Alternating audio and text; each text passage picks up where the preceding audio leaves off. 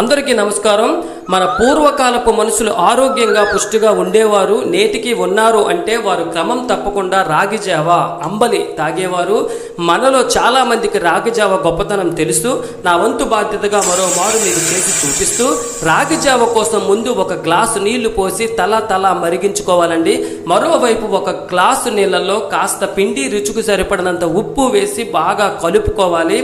రాగి జావను ఎప్పుడు కూడా పలుచుగా చేసుకోవాలి, ఎందుకంటే చల్లారిన తర్వాత చిక్కగా దగ్గరగా అయిపోతుంది, మీగడ కూడా కొడుతుంది. కాబట్టి పలుచగా చేసుకోవాలి. ఇలా బాగా కలిపిన ఈ మిశ్రమాన్ని మరుగుతున్న నీళ్ళల్లో కొంచెం వేస్తూ కలుపుకోవాలి. కొత్తమని ఉడికే వరకు వేచి చూడాలి.